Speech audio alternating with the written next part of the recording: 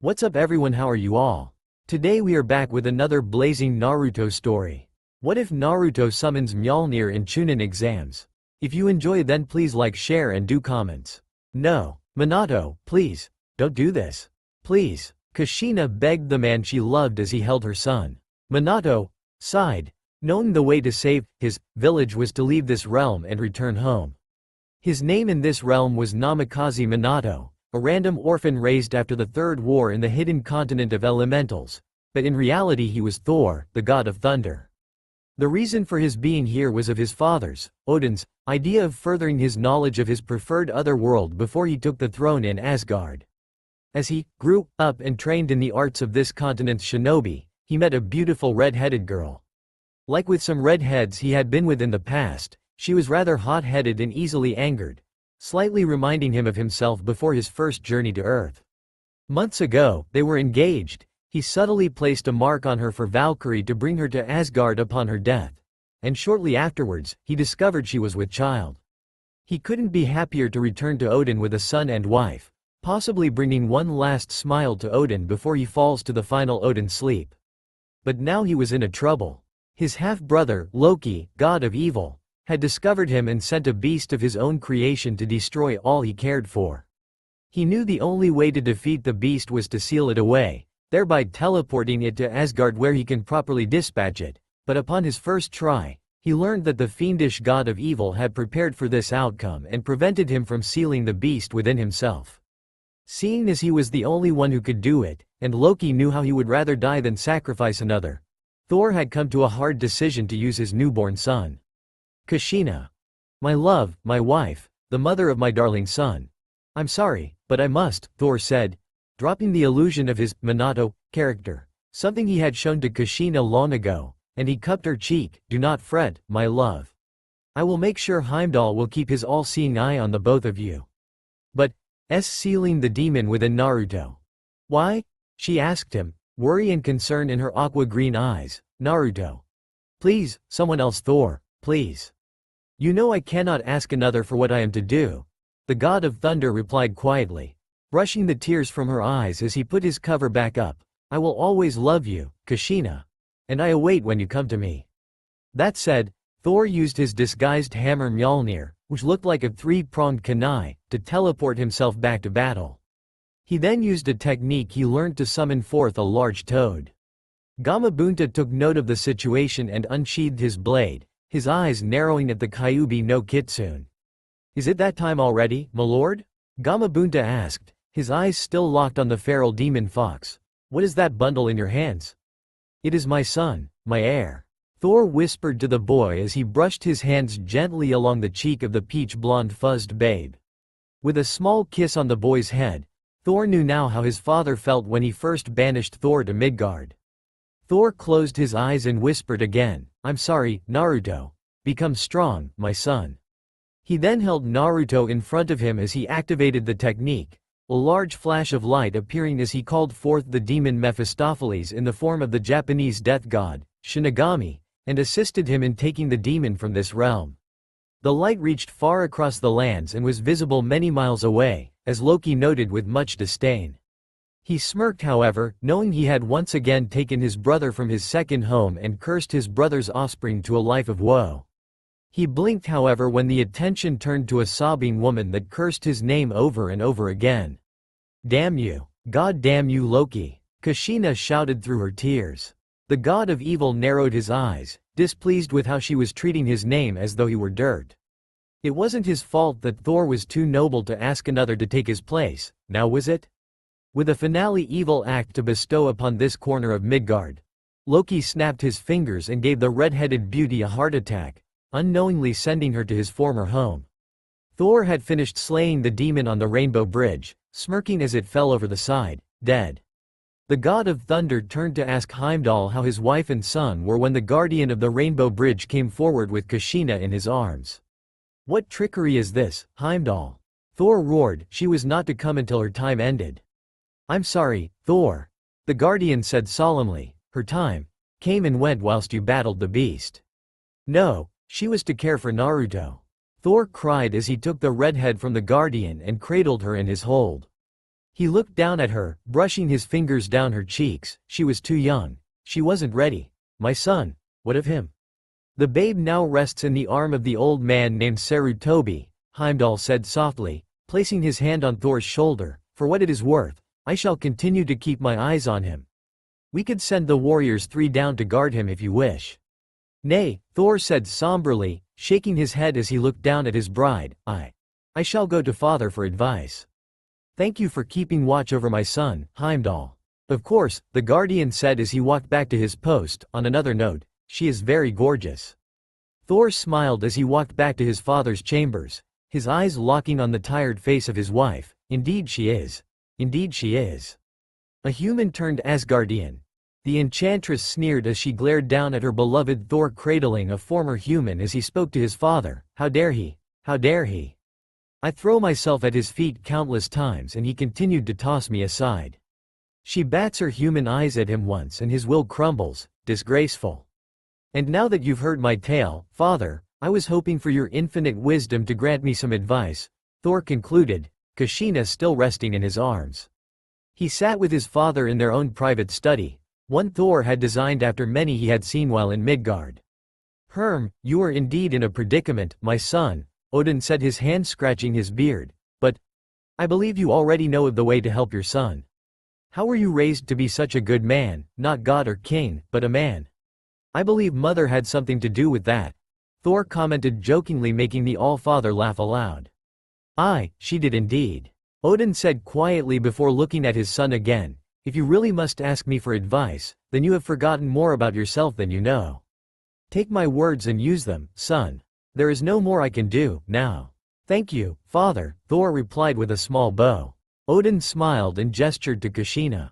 Be sure she is awake next time she is in my presence, the All-Father said with a hint of amusement in his voice. Thor chuckled and nodded. I shall, father, the god of thunder said before he carried Kushina to their chambers. Thor laid Kushina on his bed, making sure she was comfortable, before he went to think on the Rainbow Bridge. He held Miolnir in his right hand by its strap, slowly spinning it as he thought on how to help his son. A thrum came from his hammer and Thor looked at it in confusion before it pulsed again. The god of thunder stopped spinning his hammer and gripped it firmly. An image, not a voice or some valuable information, came to his mind. The image of a hammer that looked of a cross between a hammer and an axe came to his mind. Knowing what to do now, Thor took to the sky and flew towards Ulick's forge. The young god of thunder returns with my prized hammer, the troll said with a smirk as the slightly smaller god walked into his forge. What can I do for you, Thor Odinson? Finally through with battling with a hammer? Nay, good smith, Thor said waving his hand.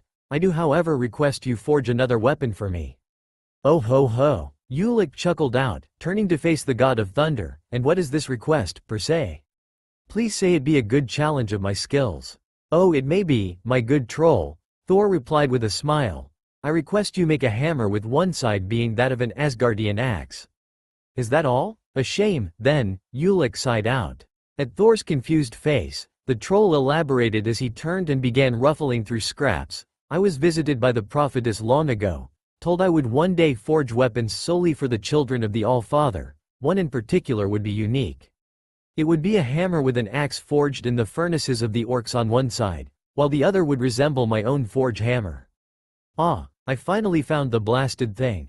Ulick pulled said hammer out and turned to face Thor, presenting the weapon to him. Thor blinked upon seeing it before holding his hammer next to it in comparison. No sooner had he done so did Miolnir release a pulse that the hammer in his other hand responded to. A name floated through his mind and he smiled. Now standing at the edge of the Rainbow Bridge, Thor, along with Heimdall, held his son's hammer in his hands before lifting it to his lips and whispering, to whomever Ishi deems worthy of wielding it, I grant upon you, the power of Thor. Twirling it by its leather strap, Thor then threw the weapon into the gate, Heimdall following it with his infinite gaze. It landed on the elemental continent, embedding itself at the bottom of the ocean near a small island town, only being noticed by a young master bridge builder. The young bridge builder merely shrugged off the sound of a splash and returned talking to his daughter, Tsunami, and her boyfriend. Thor sighed heavily and began a journey back to his wife and hopefully get some answers. Heimdall turned his attention to the babe once again, his eyes narrowing as he watched the way the counselors argued over what should be done with the so-called demon child. "You fools!" the guardian of the Rainbow Bridge thought as he returned to his post. "Before you is the next heir to the All-Father throne, a soon-to-be king of Asgard. You know not problems you will face for your treachery." Nami no Kuni. 12 years later. A blonde 13-year-old looked down at a freshly dead raven-haired boy as he stood inside a hemisphere of ice mirrors. A masked teen looking down at them with pity from within the mirrors. The blonde's name was Naruto, Uzumaki Naruto to be exact, and he currently wore a "kill me" orange-colored jumpsuit. His wavy blonde hair and cerulean blue eyes quickly filled with tears. Why? Because his teammate and rival, Uchiha Sasuke, just took a death blow meant for him. Teme. Why? He thought sadly as he fell to the raven-haired boy's side. Why you never liked me? Why save me?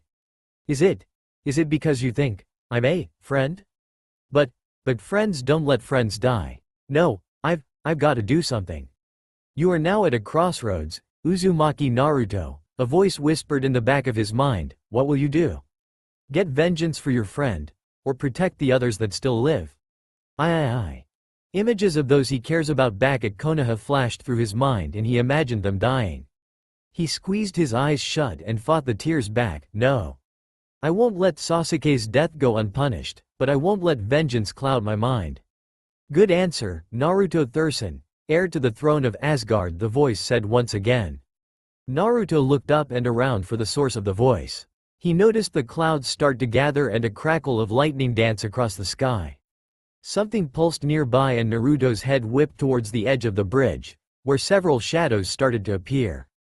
But his attention went past them. Something called to him, asking for him to call back. Naruto held his hand up and quietly said, "See, come to me." As though he had cast a jutsu, something shot out from the water and zoomed through the sky before flying down into his hand. Naruto felt some sort of power course through him as a lightning bolt struck down on him. The blonde gasped as he felt the power flow through him. His clothes were burned off and replaced with a dark metallic blue sleeveless tunic with 6 silver circles decorating his chest in 2 even symmetrical columns. Around his arms and hands were 2 leather fingerless gloves. He now wore navy blue trousers, his kunai holster being burned off as well as his supplies pouch, and 2 leather boots that looked almost mythical. A metallic strap containing the final 2 circles replaced his belt and even had a notch on the side to hang the hammer axe that was now in his hand. To top things off, all the muscle tone he had been lacking, despite his insane strength, appeared, giving him the appearance of a god. "Hi Ishii," Naruto whispered, instantly knowing the name and its purpose. His eyes shone with determination and crackles of electricity crossed them. Raising his hammer-occupied hand, Naruto spoke as he pointed at one of the many hunter nins. "You have killed for the last time, wretched cur. As the son of Thor, whoever that is, I will stop you." "I would like to see you try," the masked teen replied coolly. He regretted those words when Naruto narrowed his eyes and slammed the hammer in the ground, lightning pouring down from the sky and striking each of the mirrors, destroying each one with ease. The hunter nin leapt from the mirror he occupied just in time to avoid being destroyed within his or her own jutsu. The hunter nin got to her hands and feet before he gasped as he saw the white-haired shinobi, Kakashi, charge a lightning attack in his right hand while his master, Zabuza, stood immobile due to the many dogs pinning him down. The boy with the strange hammer had lost her in the mist, which would have been fine had he not been able to see Kakashi begin to charge at the demon of the mist. The hunter nin formed a final ice mirror, attempting to stop the attack, when a blue and yellow blur appeared in front of Kakashi.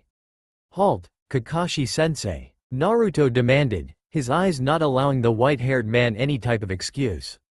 Seeing as Kakashi had barely built up enough momentum, he stopped his attack with ease before glaring down at the blonde before him. His eyes widened when a hammer axe became pointed at his face. "This battle is no longer necessary," Naruto stated, not knowing how he knew what he did, but taking pride in the fact he knew it was special and meaningful. "Look to the bridge's edge." "Very good, boy," a voice called out. Tazuna, the bridge builder that had hired Team 7 for this mission, clenched his fists, causing the pink-haired girl before him to shudder in fear. Gato, Zabuza and Tazuna unknowingly growled at the same time. Kakashi's eyes widened at this. Knowing that if the rich man monopolizing this community was standing here, Zabuza was indeed no longer the enemy. The white-haired Jonin dismissed his summons, allowing the masked hunter Nin to appear at her master's side. The hunter Nin tossed her mask aside, making Naruto gasp. "What sorcery is this?" he asked, wondering immediately afterwards why he even said that. "Haku." Haku looked up at Naruto sorrowfully and ashamed before saying quietly, "Hello Naruto-kun. I was hoping our next encounter wouldn't come to this." "Why you killed Sasuke," Naruto said quietly, his mind unable to wrap around these events. He was snapped from it when Haku shook her head back and forth. "I merely hit spots that would put him in a short death-like state, he corrected, "your teammate is alive. I'm sorry I made you think otherwise, but I'm too weak to take a life that doesn't need to be taken." "Nay, good friend," Naruto dismissed her apology with a shake of his head. "'Tis I that owe you an apology, for I hath seen that thine evils are of that man there." "Strange kid," Gato said with a chuckle before sighing and clacking his cane on the ground, "kill them." The army of bandits and thugs all raised their katanas, pitchforks, and cleavers, prepared to charge when an arrow fell into Gato's foot. The rich man screamed in pain before looking to see who had fired the shot, scowling when he saw the villagers, led by Tazuna's grandson Inari, mass at the other end of the bridge. As he began to order his army once again to attack, Naruto suddenly walked out until he was but a mere 20 feet away from them.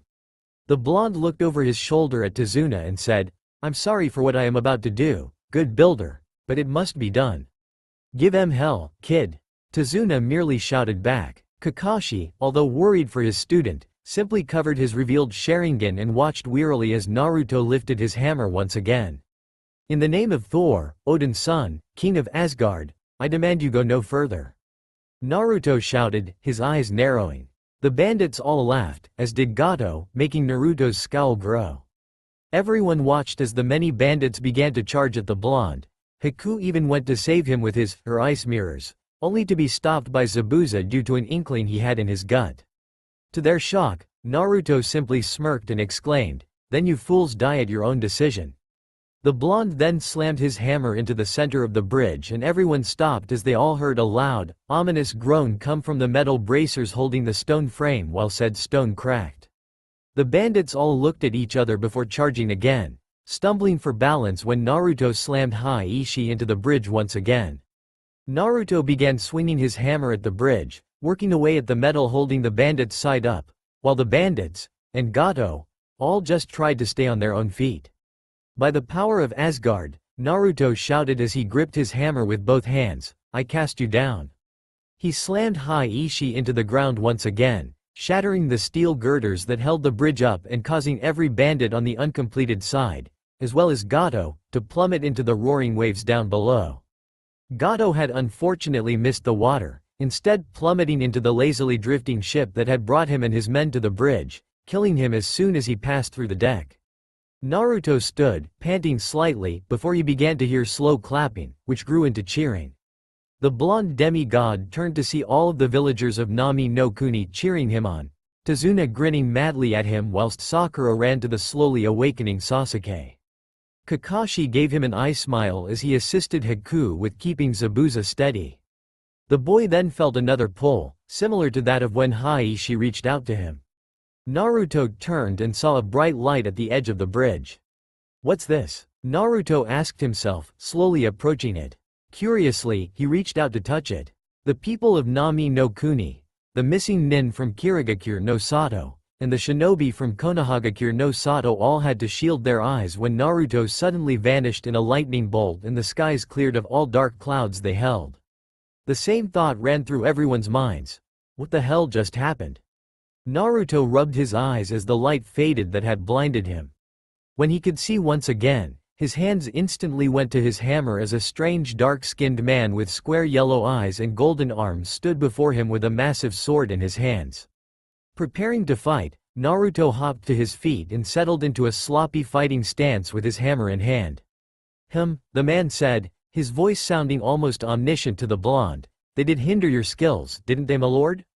Come, your king awaits you. Who are you? Naruto demanded before the man could even turn away. The man looked down at him with the square golden eyes that slightly creeped the blonde out.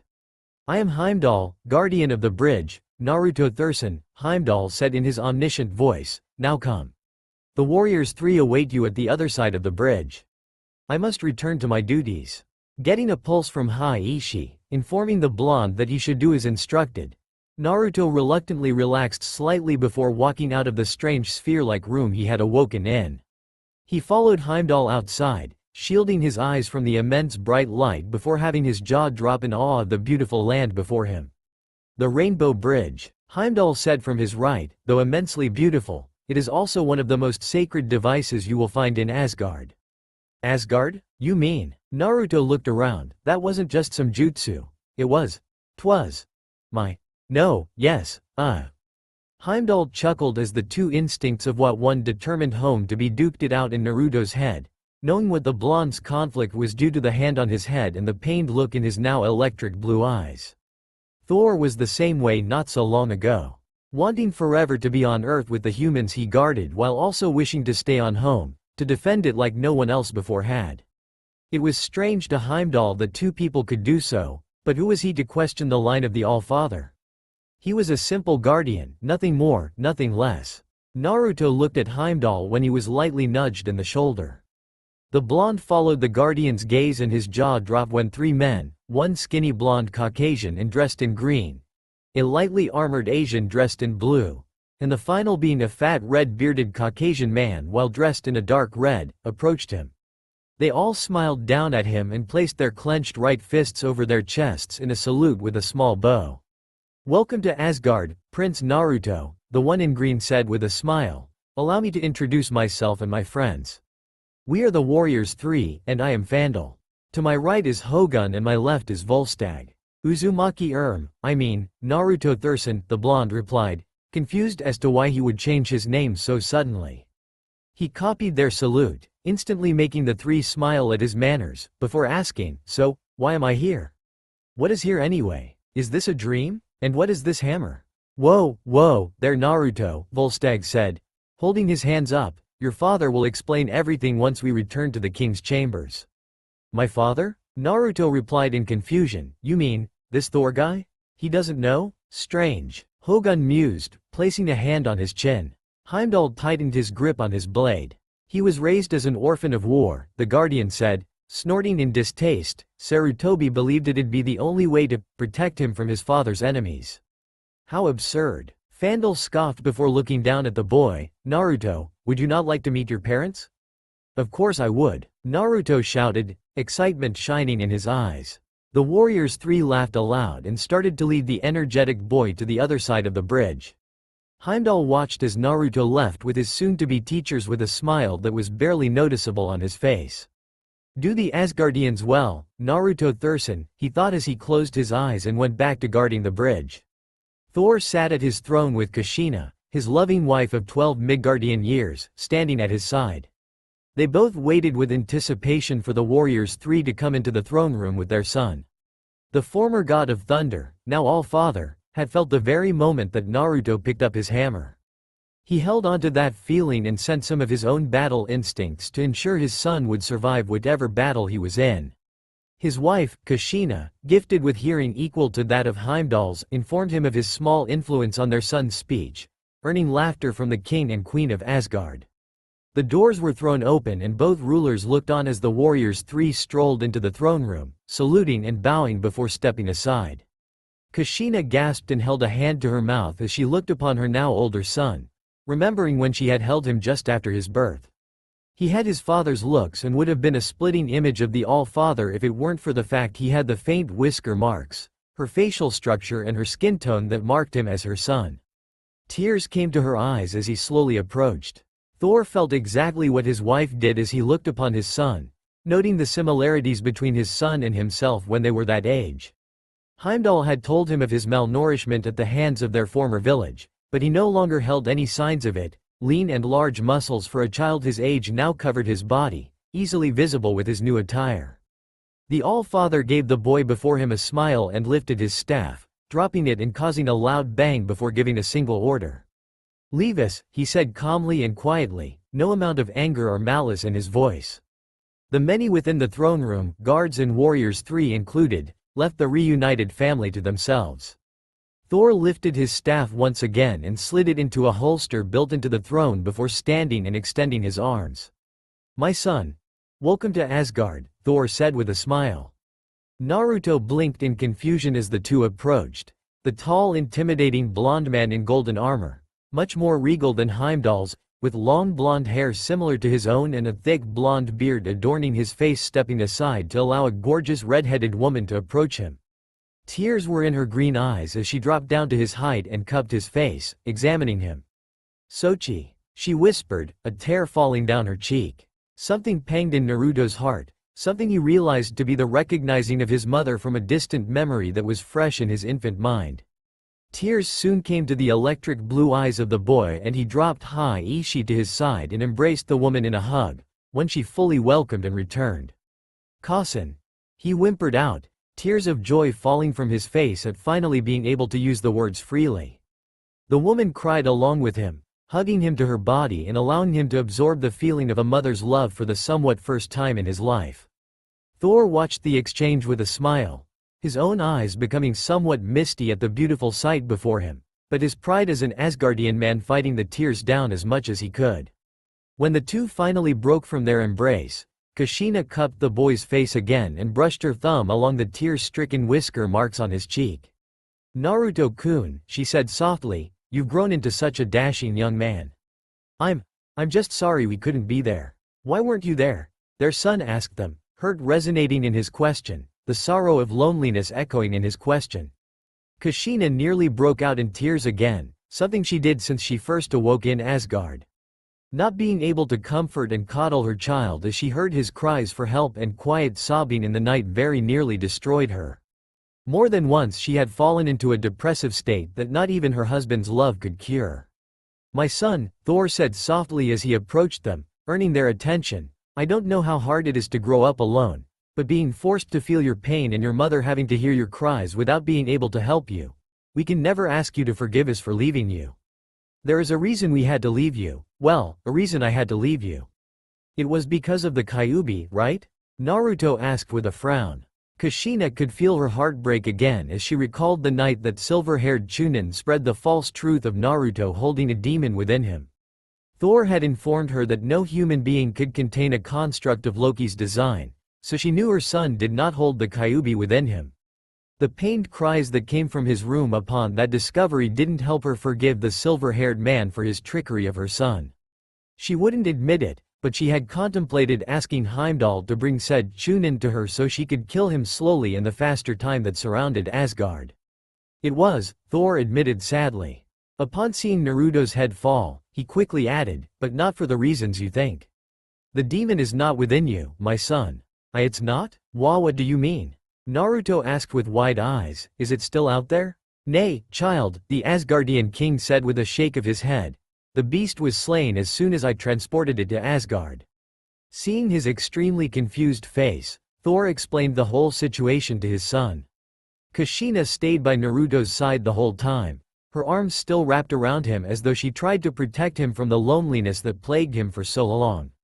Thor couldn't help but understand his wife, silently happy that she would be able to hold her son a while longer before Thor sent him back. The blonde teen listened intently as his father explained everything to him, finding the explanation of the science and magics of the jutsu his grandfather Odin had bestowed upon his hidden continent as an experiment to see if the humans were ready for gifts to defend themselves with. The two wars had saddened the original All-Father, making him extremely disappointed that they hadn't taken his lessons as the Sage of Six Paths to heart. After consulting with the prophetess over his hidden continent, he discovered a third war would plague it, possibly destroying every living being on the continent.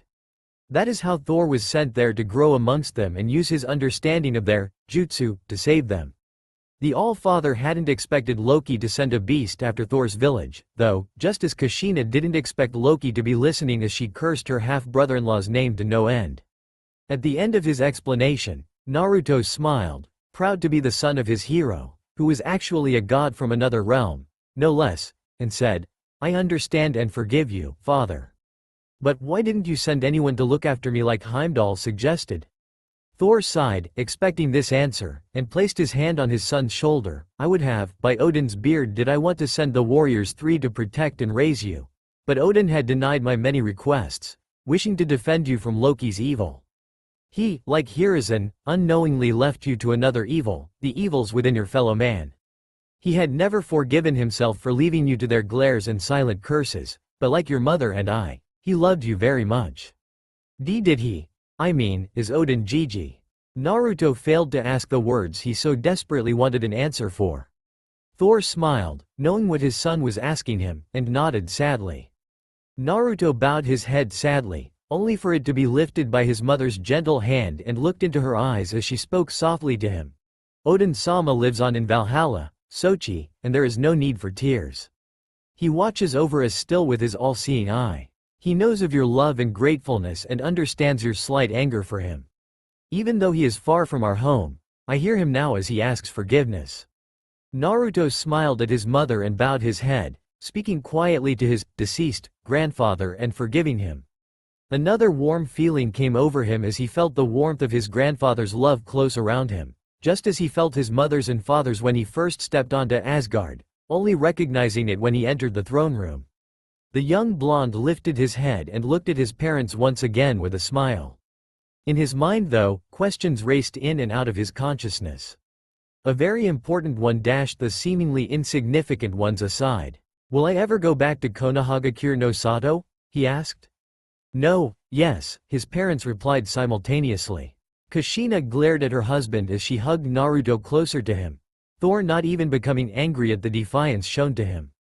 He smiled in fact, knowing it was this defiance that attracted him to her, and also knowing that she had every right as a mother to deny that request. Before she should attempt to explode at him, though, he explained himself. Kushina, my love, Thor said, placing his hand on her shoulder, the glare lessening at his touch as her more understanding side came through. I do not intend to send him back immediately. I am no fool. To give someone this much power without proper training, it would be the same as to fire all of S.H.I.E.L.D.'s many weapons on a simple housefly. Yes, he shall return, but only when he is deemed ready by myself and the warriors 3. Kushina smiled and nodded her understanding, knowing that would mean she would get even more time to spend with her son, and released some of the tension she held said teen in her arms. Naruto was ecstatic the second his father mentioned training, his denied education thriving to be filled as he resisted the urge to bounce around in joy. Thor removed his hand, happy his wife understood and agreed with him, and redirected his attention to the widely grinning blonde before him, his eyes glistening with excitement at the prospect of becoming stronger. The poor boy would soon be cursing his father for the sadistic training he would go through. Asgardian training grounds. The time change compared to that back home for Naruto was strange. Although his body told him 6 hours had gone by, he also felt the wares of 2 weeks having passed since his arrival on Asgard. Already he had met many more of his father's friends and allies, as well as getting to know his mother while he studied his mathematics, magics, sciences and histories of the many realms. Naruto was grateful he learned the shadow clone jutsu. Otherwise he would have possibly taken even longer to complete the many studies his mother and his tutors had bestowed upon him, but it also allowed him to leave the clones behind so he could train with his father and the warriors 3.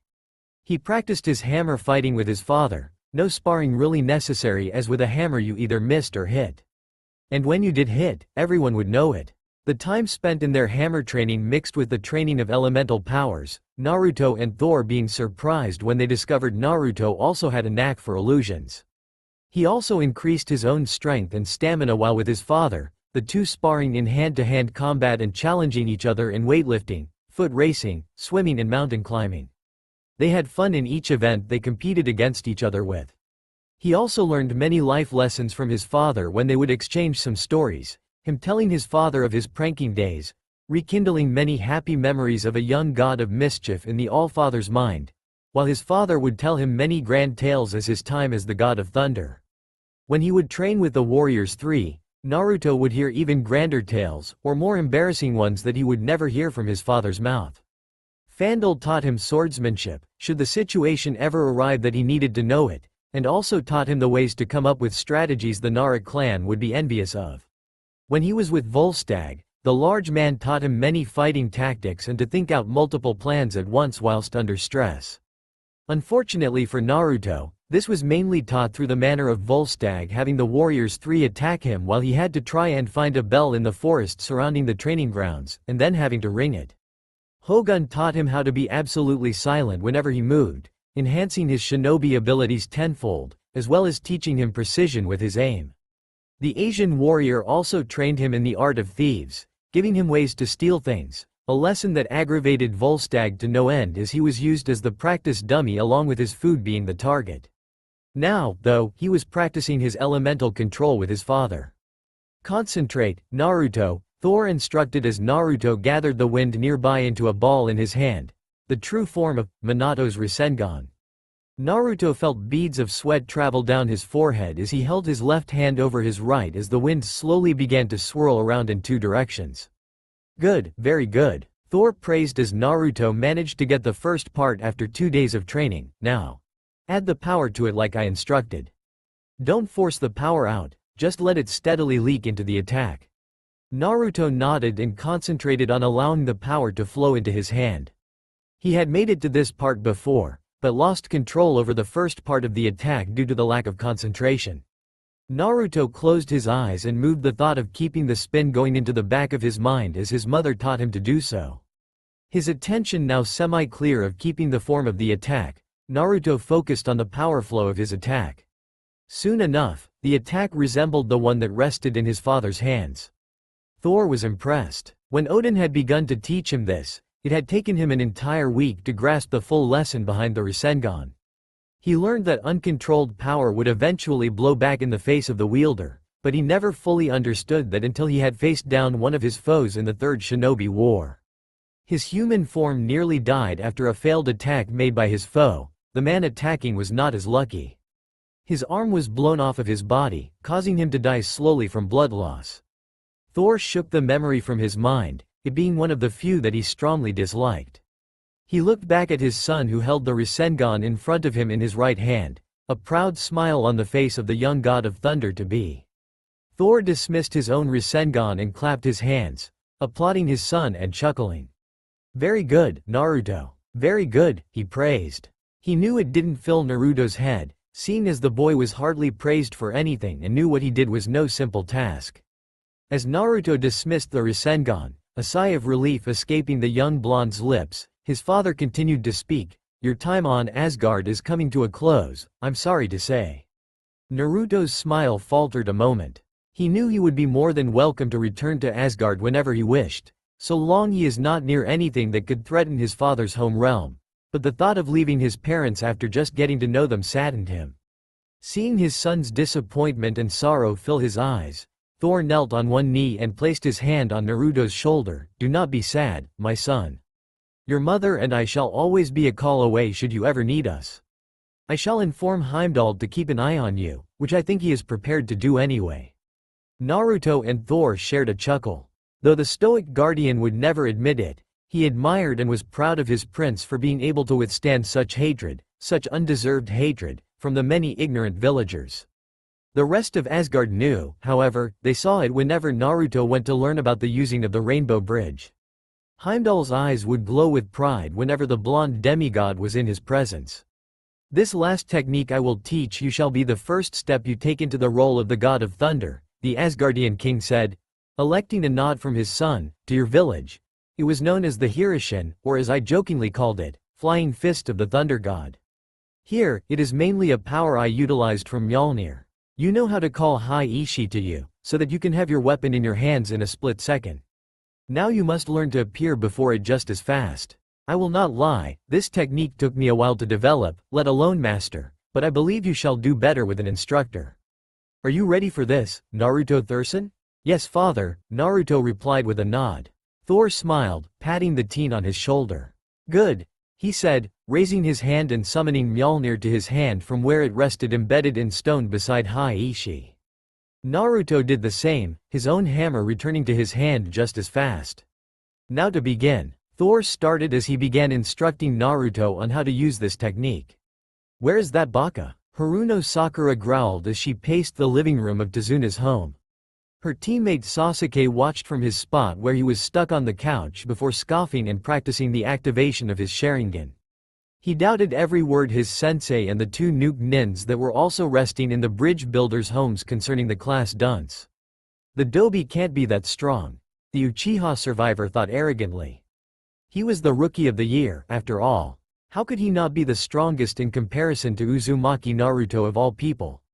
The blonde had no idea what the word style meant, as you could tell based on his jumpsuit. "Oh, relax Sakura-chan," Haku said as it was discovered by Sakura when she walked in on Haku undressing for a shower that she was indeed a girl, assisted Tsunami with dinner. Tsunami smiled down at the teenage girl on her left, having taken a shine to the trained hunter Nin and her sensei. Tsunami blushed as she thought about the brutish man named Zabuza that was currently in the same room as the Konoha genin, polishing his blade. Despite his attitude, Zabuza was indeed a gentleman when he needed to be, and seeing as he found Tsunami just as attractive as she found him, he had yet to do something that would severely upset her. "Please?" Inari asked again as he knelt in front of the nuke nin. "Please teach me how to be a swordsman." "For the last damn time, no." Zabuza growled, groaning when Inari hardly flinched. The two women in the kitchen giggled when they heard the bickering between them. The door opened and everyone looked in hope, or curiosity in Zabuza and Sasuke's case, to see a certain long-haired blonde, their hopes falling when Kakashi and Tazuna stepped in. "I cannot thank you again for helping me, Kakashi," Tazuna said as he sat down where Sasuke's feet used to occupy, the raven-haired teen now sitting as he tried to appear healed to get more training from his sensei. "Oh, it's no big deal," Kakashi said with a wave of dismissal. "The sooner the bridge is completed the sooner I can go back to reading my Icha-Icha." Haku, Sakura, and Tsunami all scowled at the mention of the perverted novel. The white-haired Jonin brushed the impressive amount of killing intent coming from the women off and sat on the right of Zabuza, the two having gained a mutual respect for one another. "So he isn't back yet?" Kakashi asked. Zabuza snorted. "Your powers of observation never cease to amaze me, Kakashi," the nuke nin said. The white-haired man gave his equal a sidelong glance from his half-lidded eye. "Why thank you," he replied sarcastically, not missing a beat before he returned his attention to the window and looked at the sky. He thought about the son of his sensei, wondering where he could have gone and if it had anything to do with what he contained. As he thought, he faintly became aware of the growing dark clouds in the sky. When lightning flashed and thunder roared just behind the home of their client, he was instantly snapped from his thoughts. "Everyone get down and away from the windows," Kakashi shouted, going into full Jonin mode. "Zabuza, you're with me." "Right." The nuke nin grunted out as the two made their way to the backyard. What they saw made their eyes widen and their jaws drop so far. Kakashi's mask started to slide down his face. "Sensei?" Kakashi whispered as he saw within what seemed to be many pillars of lightning Naruto along with his, Kakashi's, sensei Minato. The older man had his hand on the teen's shoulder and was saying something inaudible to him due to the thunder booming and lightning crackling. Kakashi hesitantly took a step forward but stopped when the two embraced in a small hug. Another second later and the lightning stopped, leaving behind the blonde teen that stood alone atop ruins. Naruto turned around and faced the two, giving them a friendly smile as he scratched his slightly fuzzy cheek. "He really should shave like Kasen suggested, but he'll get to that later."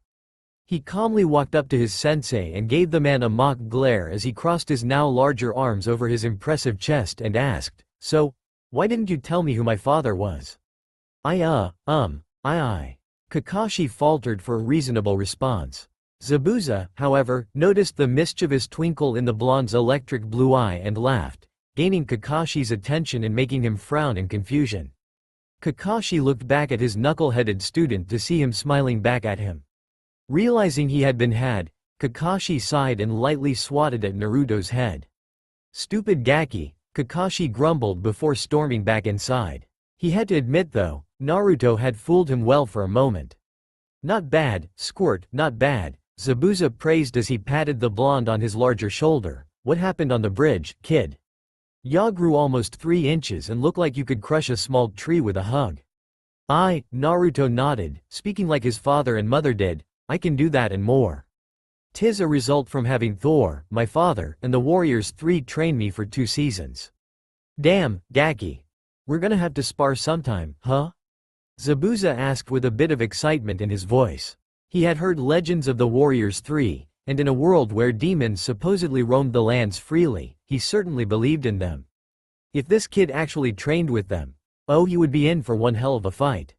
We shall indeed. Come my good man, Naruto said, clapping Zabuza on the arm. Let us drink to our victory against Gato. I'll drink to that. Zabuza agreed as they re-entered the house. Ni-san, Inari cried in joy as he leapt at the blonde. Naruto easily caught him with one hand and laughed. Hello, Inari. Good to see your spirits have risen since our last meeting, the blonde said with a grin. How did you gather enough men to counter Gato?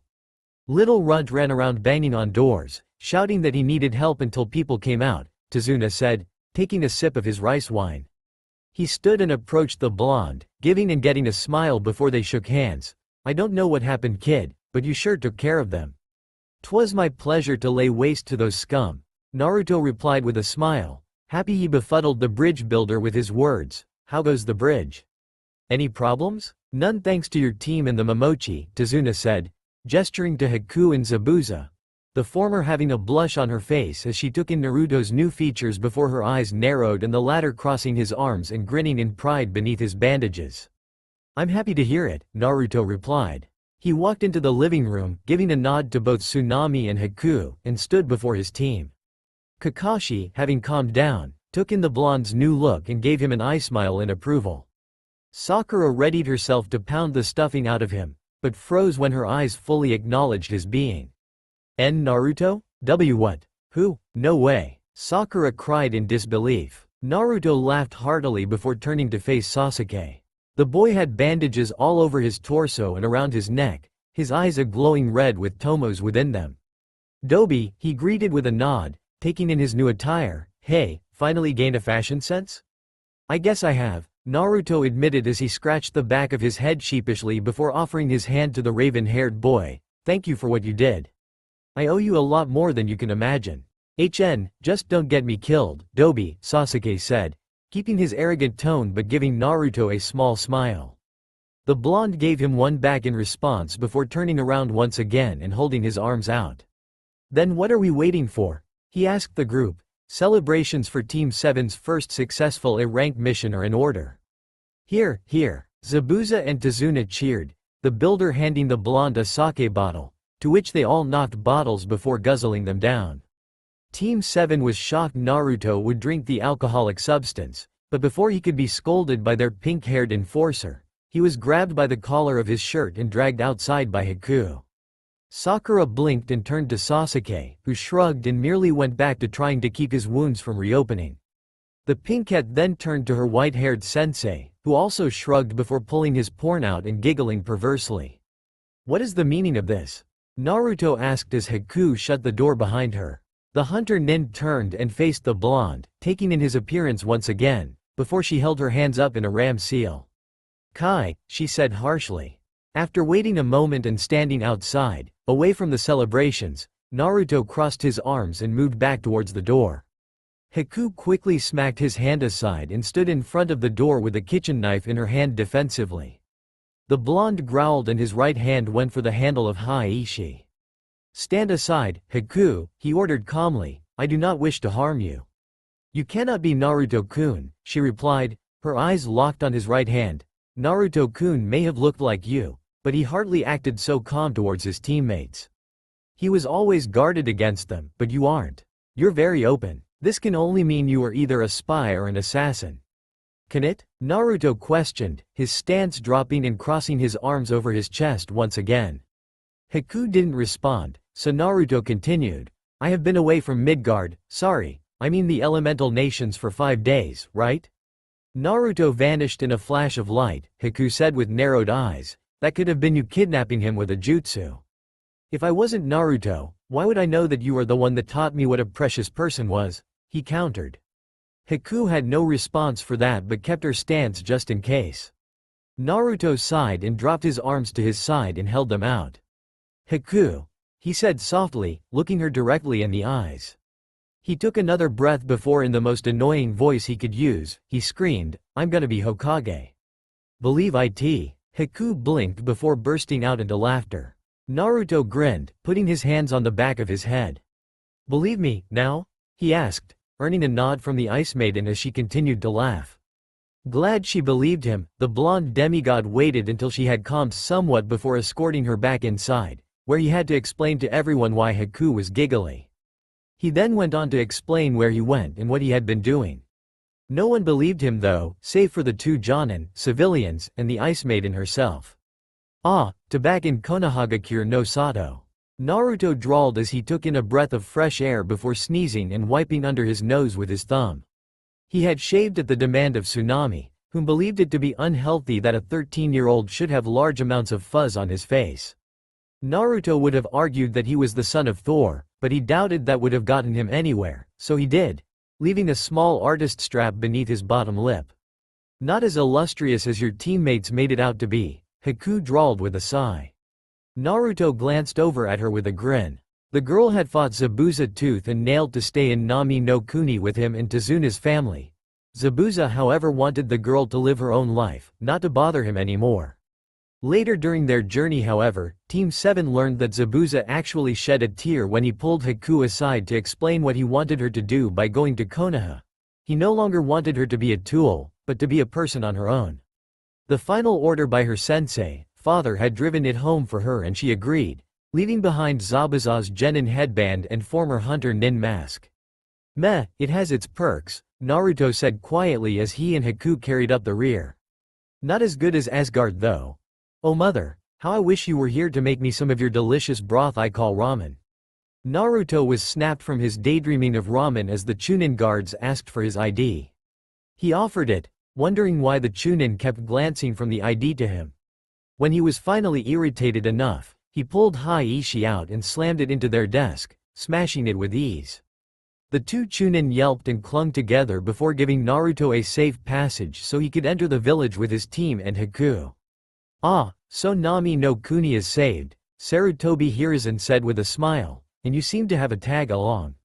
Hello, Hokage-sama, Haku said with a bow. She was dressed in a green yakuta that resembled her former hunter nin outfit along with some shinobi heeled sandals she had gotten while in Nami no Kuni as they waited for Naruto to return. The yakuta did well to hide her senbon holster on her forearms. Haku looked at the elderly man behind the desk and continued, "My name is Momochi Haku. I am the daughter of Momochi Zabuza, and before you ask, he is." Oh, I'm terribly sorry child, Sarutobi said with concern written on his face. Kakashi fought hard not to snicker. He was the one that had thought up the lines, knowing the Hokage best and what he would respond positively to. He nearly busted a gut when the Hokage continued with, "Is there anything I can do?" "Well sir," she said quietly as she feigned, "and my father did teach me some jutsu and his personal taijutsu. I took more to medical jutsu though so. I was hoping you could enroll me in a medic nin class?" "A splendid idea," Sarutobi said with a smile, "I'll write up the documents now." "Is there anything else?" "No sir," Haku fibbed. She had learned from Naruto on their journey back to Konoha that bloodline users were treated like kings and usually were spoiled rotten. He gestured to Sasuke several times as an example, further keeping Haku from wishing to become like his teammate. The blonde gave her a thumbs up while Sakura and Sasuke gave her strange looks. "Actually Hokage-sama," Sakura made to explain her bloodline when Kakashi suddenly spoke up, "we were wondering when the Chunin exams were so that I could sign them up prematurely and not wait until the last minute." The Hokage, Sakura, Sasuke, and Haku all looked at the former Anbu captain curiously while Naruto kept a steady eye locked on his sensei. The two had discussed where he had gone when Kakashi went on watch, and the man fully believed his sensei had somehow become an avenging angel. Naruto tried to explain to Kakashi that Minato wasn't even a real person by showing him the Rasengan and explaining how he had learned it, but it only further fueled Kakashi's belief that he could become haunted if not careful. He didn't mean to blurt out the Chunin exams because he wanted to see his team train more together, but Naruto had told him that same night that Haku didn't want to become a clan head. She wanted a simple life that she could walk away from if she ever desired to return to Nami no Kuni, and Kakashi only recalled the Chunin exam briefing he was late for just before they left to Nami no Kuni. "Well, although a strange request, I cannot deny it," the Hokage said with a smile before opening a drawer and pulling 3 copies of the Chunin exam sign-up sheets, offering them to the reluctant Jonin. And seeing that you hold your students in such high views, I believe you want to sign them up, then? Hi? Kakashi replied dumbly. The members of Team 7 were all then given the papers by the Hokage. Sakura finished reading them over and a frown crossed her face. She didn't feel as though she was ready for such a dangerous thing. Her eyes went to her hero and love, Sasuke, and then to the Dobi-turned-powerhouse, Naruto. They had already signed the papers and gave them in. Sasuke had then dismissed himself to do whatever he pleases, having Sakura quickly make up her mind before she signed her sheet and turned it into the Hokage, hurrying to catch up to Sasuke and ask him for a date. Kakashi blinked at the speed his pink-haired student had left it before shrugging and leaving himself with a simple poof of smoke. This left only Haku, Naruto, and Sarutobi in the room. The Hokage was filling out Haku's request forms while Naruto waited patiently to speak to him. "Ah, there we are," Sarutobi said, finishing the final bit of paper for Haku's request forms. "If you'll take these to my receptionist out front, she will gladly then lead you to the hospital so you can begin your internship, Haku-chan." "Arigato, Hokage-sama," Haku said with a bow as she took the papers. She and Naruto exchanged a smile before she left, and once the door was shut, Naruto slammed Hi-Ishi through Sarutobi's desk. Several Anbu dropped from the ceiling and aimed katanas at the blonde's throat, only for them to each be knocked out by the electricity branching off from the blonde into their blades, then hands, and finally their nervous systems. Naruto?" Sarutobi asked in shock. Naruto kept his face calm before his eyes narrowed. "You have lied to me time and time again, Sarutobi Hiruzen," Naruto growled out, "no more. I know of my parents and my burden. Bestow upon me my rights as the son to Namikaze Minato or face my wrath as the Kyuubi Jinchuriki." "Naruto, do not threaten me," Sarutobi said calmly, his own eyes narrowing. "Bad things tend to happen when a Hokage is threatened. Bad things tend to happen when a child is left to fend for himself, but that didn't get you off your ass to get me a home," Naruto countered, silently thanking his mother for making him take up politics. The Hokage muttered a curse and electricity sparked from Naruto's body. The two held their gaze for a moment before Naruto placed Hi-Ishi back at his side, calmly, his electric blue eyes boring holes into Sarutobi's head. The Hokage sighed and summoned another desk from the seal on the ground. "Had to be prepared when your student can smash building with a flick of her finger after all." Before he rested his head against his interlocked hands, "Kakashi told you?" "I met them." The statement made Sarutobi's head snap up so fast, Naruto was afraid for a moment that he would collapse dead due to the strain on his neck. The Hokage gaped at Naruto for a moment before asking, "How?" But you're dead. Save your babbling for when you are senile," Naruto said, waving his hand and crossing his arms. "You wouldn't believe me if I told you. Father told me you were very, very set in your ways of religious beliefs." "No. Not this old Norse god crap again." Sarutobi groaned out as he sat back in his chair. "Damn you, Minato. Passing your absurd idea." If Sarutobi hadn't ducked just then, his desk would have carried him out of the window as Naruto smacked his hammer against it with one hand. The old cage looked at the angered face of the Kyuubi Jinchuriki, electricity dancing around his eyes. "Do not bring that up with me."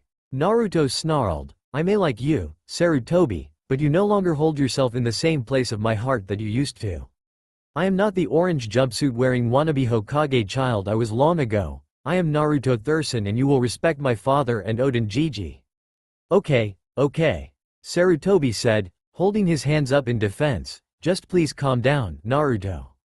More Anbu will arrive and I don't want them to hurt you." "So you say," Naruto said, calmly placing his hammer back at his waist. He started to walk away before pausing at the door. The blonde looked over his shoulder and said, "My rights will be bestowed to me upon the ending of the second exam, are we in agreement? If it will keep you calm." Sarutobi sighed out. Naruto left, slamming the door behind him. The old cage held his hands in his head and groaned, "Damn you, Minato. He also discovered your wife's response to your fanatic religious beliefs. The boy will be the death of me." "This is nice," Naruto said as he walked Haku to his apartment complex. The Hokage had given her an apartment in it and asked Naruto, via messenger bird, to take her to the village and then show her around. Naruto used his Hirishin to reappear in the Hokage's office, nearly giving the man a heart attack, before he escorted Haku out of the building. "It is," Haku agreed with a nod. "Your hospital is quite nice, as are the people working there." The blonde agreed with a grunt. His attention had drifted back to the small box following him. It looked to be designed with the intention to be a rock, only it had 2 eye holes in it. The god of thunder arched his brow in amusement when he suddenly stopped and turned around. Haku paused and followed her guide, wondering what he was doing, when the blonde detached his hammer from his waist and lazily spun it by the strap of leather at the edge. A wonderful day, is it not, Haku?" Naruto asked her, winking at her as he slowly inched towards the rock. Haku instantly understood him, nodded. "You're absolutely right, Naruto-kun," Haku said with a smile. Naruto waited until his was right beside the rock. "It would be better if there was somewhere I could mount my hammer." "This rock should do nicely," Naruto said, switching his hammer around and bringing his hammer down in a full swing, slashing the rock in half before he leapt away. A smoke bomb went off and 3 cries accompanied with coughing were heard within it. "Too much powder, Konohamaru-kun," a girlish voice cried. Naruto chuckled and holstered Hi-Ishi again. "I should have known." "Konohamaru, you little brat, what are you doing?" Boss, we had an awesome intro thing we were going to do." The young Sarutobi whined before his eye landed on Naruto's hammer. "Oh cool. What is that?" "What?" Naruto asked before following his gaze and grabbing Hi-Ishi. "This?" "Yeah," Konohamaru said, a girl his age with her orange hair done up in 2 braids and a boy wearing glasses walking up behind him. The 3 of them all wore goggles on their foreheads, similar to how he used to wear his. "This is Hi-Ishi," Naruto said, lightly tossing it into the air so the hammer could flip before he caught it simply in his hand. "What I'd like to know is who your 2 friends are." "I'm Moegi," the orange-haired girl said, the sassiest kunoichi. "Udon," the boy with glasses said before he sniffed up a drip of something from his nose. "I like math." Naruto deadpanned, Hi-Ishi dangling by its leather strap in his hand. "And you 3 are?" "The Konohamaru Secret Corps," the 3 chimed. Naruto chuckled and Haku giggled, both teens amused with the children's antics. It was then Konohamaru noticed Haku and a blush covered his face. "Wow. Boss, who's she?" he asked, pointing at Haku. "Is she your Yano?" Naruto was confused by what he meant, but fully understood when the young Sarutobi flicked his pinky finger out. Haku turned a healthy rosy shade of red and Naruto scratched the back of his head embarrassedly, his own face turning a slight shade of pink. "And no," the blonde got out with a grin, "she's just a friend, Yano? This is Momochi Haku, a medic nin in training." "Cool," the 3 children chorused. Konohamaru looked back at Naruto and asked, "Boss, will you play ninja with us?" "Yeah," Moegi chimed in before the 3 of them adopted the classic puppy pout of doom and fell before Naruto on their knees. Naruto laughed nervously while Haku simply giggled at the scene. Haku stepped forward and nudged Naruto in the side, earning the blonde's attention. "Play ninja with them, Naruto-kun," Haku said with a smile. "I've gotta go to the hospital anyway before we go back to the apartment. I'll catch up with you later." "Alright then," Naruto said with a smile, "until later." He watched her walk away before rounding on the 3 in front of him, electricity crackling in his eyes once again. He whipped Hi-Ishi out and spun it slowly. The 3 all exchanged worried looks before looking back at Naruto, who simply smiled and said, "Lesson 1. A ninja needs to be fast." The children didn't move, confusion written on all of their faces. Naruto elaborated with a smile on his face, "This is the part where you run away." "Thanks," Udon whispered before they all turned around and hightailed it away from the blonde. Naruto released a hearty laugh and jogged after them in a relaxed manner. He saw them turn around the corner and prepared to follow them, but stopping when he heard a teenage boy's voice speak up. "Gah, damned Konoha brat," he said. Naruto narrowed his eyes and started to twirl Hi-Ishi lightly in his hand. He glanced around the corner of the alley, his eyes narrowing even further upon what he saw. A teen wearing a black suit with a hat making him look like a cat and a bundle on his back was holding Konohamaru by his scarf. The other 2 were scared and holding each other while Konohamaru openly struggled and cried in the stranger's grip. "Kankuro, just drop him," a blonde girl with 4 ponytails in her hair scolded. She was wearing a periwinkle outfit with fishnet attire underneath it, and a large blackboard was on her back. The boy, Konkuro, turned to face her. "Ah, come on Tamari," he said, "I'm just going to teach the brat some manners." "I don't think Konohamaru asked you to teach him anything," Naruto said as he walked into the alleyway. Hieishi spinning slowly, but almost impossible for someone to determine what it was. The three children all cried his name in relief, but the two strangers simply locked their eyes on him. "Why don't you just butt out, punk?" Konkuro asked him. Tamari eyed the blonde in front of her hungrily, like a predator stalking its prey. "He's hot," Tamari thought with a grin. Naruto looked between the two before sighing and continued to spin Hieishi. "I will only ask you once again, please put the boy down," the blonde said, his electric blue eyes narrowing into a glare. Konkuro didn't miss a beat. "What are you going to do if I don't oof?" Konkuro grunted out as Naruto suddenly released Hieishi and it flew directly into the black-clad teen's stomach, freeing Konohamaru from his grasp as he sailed 10 feet down the alleyway. Konohamaru and the others ran to Naruto's side, cowering behind his legs while Tamari looked horrified at Konkuro's winded position. Naruto held his hand out and instantly Hieishi was in his hold once again. Konkuro hacked up blood, wincing with each cough, and Naruto instantly felt guilty. Hieishi was designed to fight beings that would rival Asgardians, not humans with elemental abilities. Tamari was kneeling at the boy's side as he started to stand, keeping her eyes and senses open to prepare to defend him. "Gah, that's asterisk cough it. Why you're dead," Konkuro grunted out. He reached for his bandaged pack and Tamari gasped. "You're going to try and use Crow?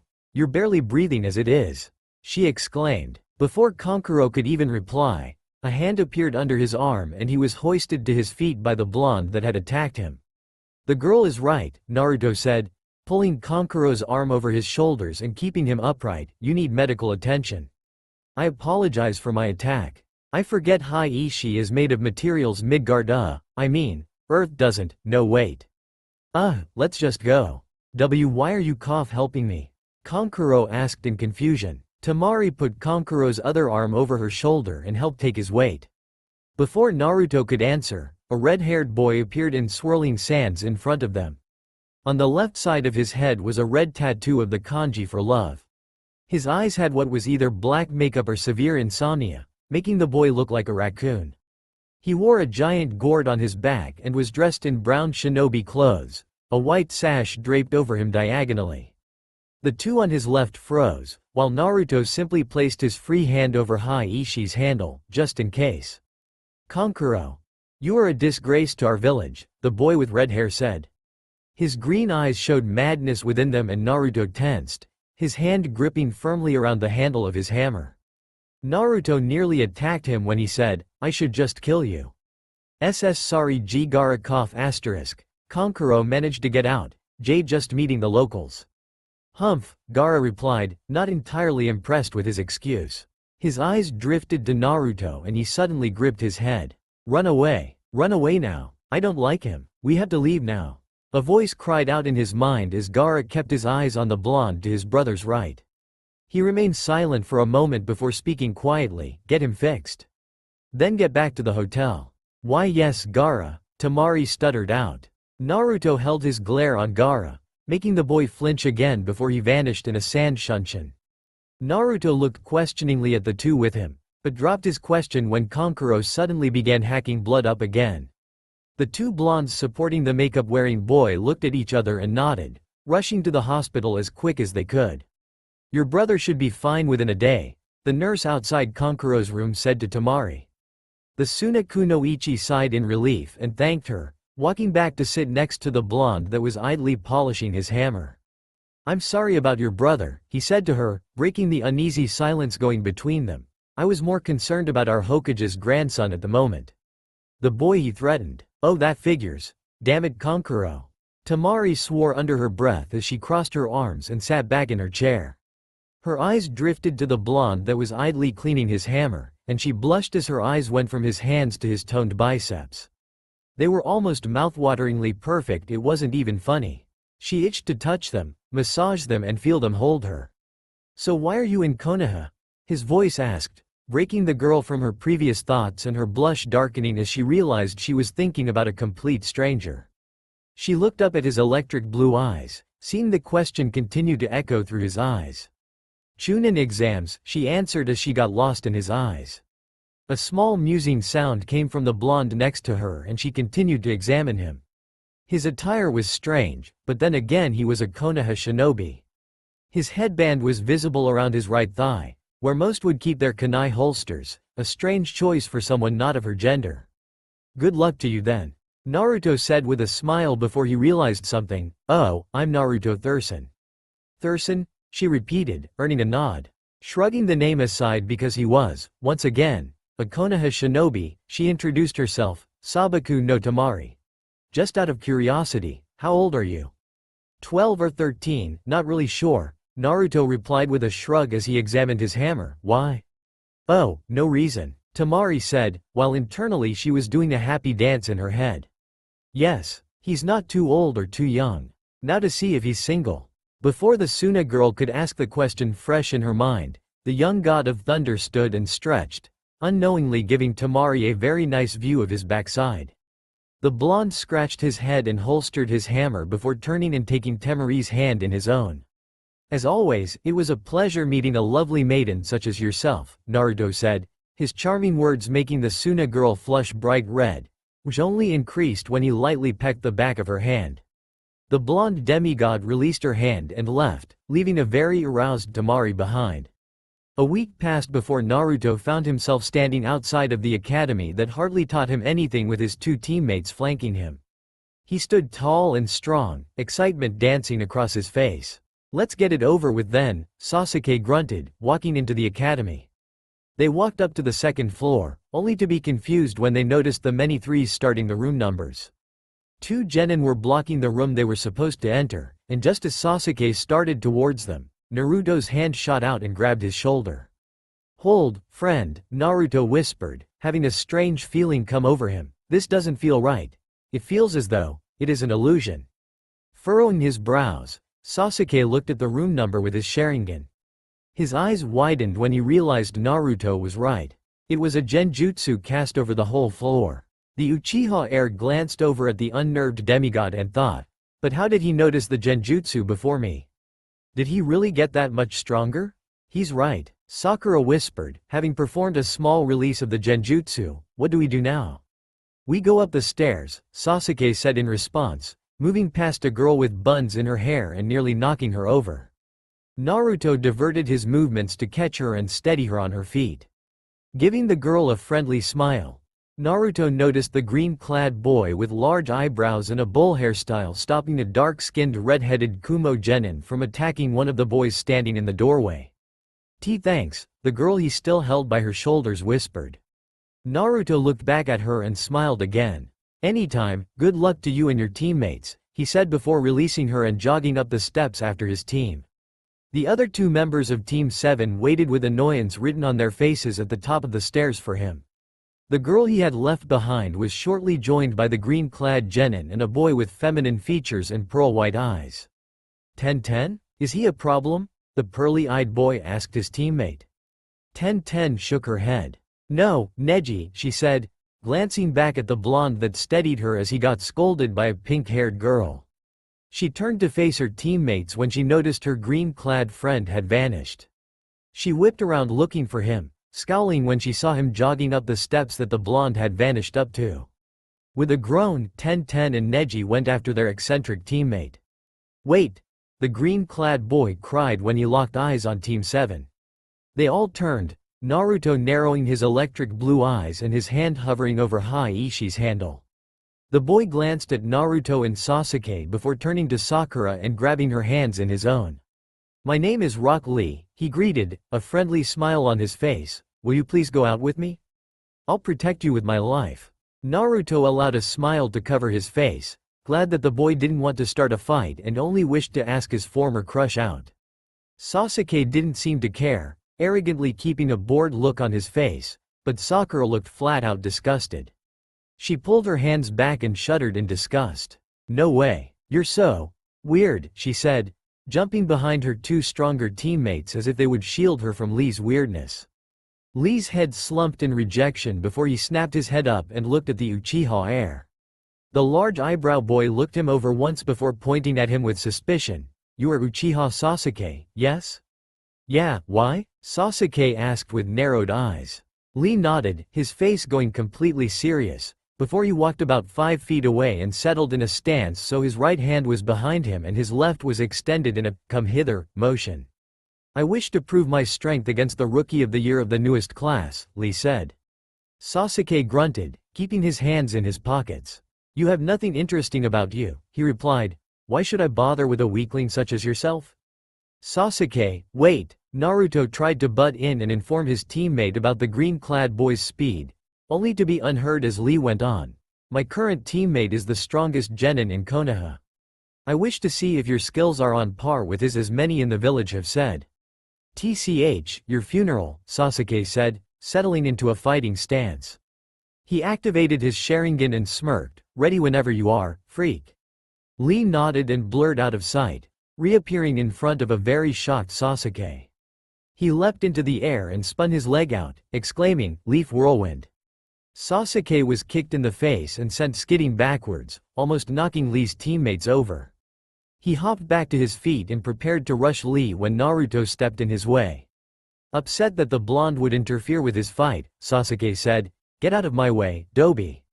Nay, Sasuke, Naruto replied with a shake of his head, his hand resting on the handle of his hammer. This is a bad idea.